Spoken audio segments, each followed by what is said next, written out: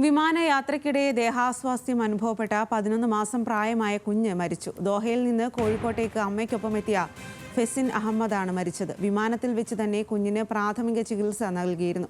അങ്കമാലിയിലെ സ്വകാര്യ ആശുപത്രിയിൽ എത്തിച്ചുവെങ്കിലും ജീവൻ രക്ഷിക്കാനായില്ല. വിവരങ്ങളുമായി കൊച്ചിയിൽ നിന്നും ആസിഫ് മുഹമ്മദാണ് ചേരുന്നത്. ആസിഫ്, ഏറെ സങ്കടകരമായിട്ടുള്ള ഒരു വാർത്ത തന്നെയാണ്. എന്താണ് കുഞ്ഞിന് സംഭവിച്ചത്?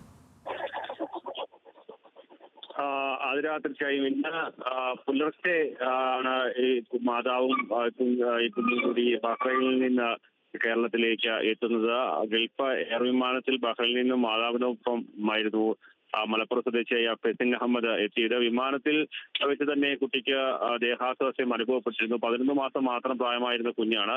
പിന്നീട് വിമാനത്തിൽ വെച്ച് പ്രാഥമികമായ ഒരു ചികിത്സ നൽകിയിരുന്നു. അതിനുശേഷം പിന്നീട് അങ്കമാലിയിലെ സ്വകാര്യ ആശുപത്രിയിലേക്ക് വിമാനം ലാൻഡ് ചെയ്തതിനു ശേഷം എത്തിക്കുകയായിരുന്നു.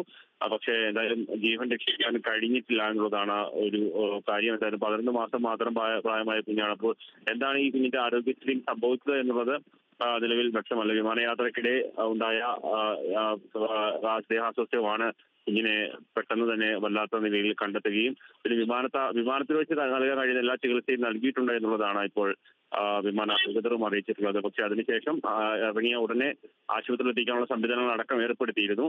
അങ്കമാലിയിലെ സ്വകാര്യ ആശുപത്രിയിലേക്ക് എങ്കിലും ജീവൻ രക്ഷിക്കാൻ കഴിഞ്ഞില്ല. അതിനാ ശരി ആസിഫ്.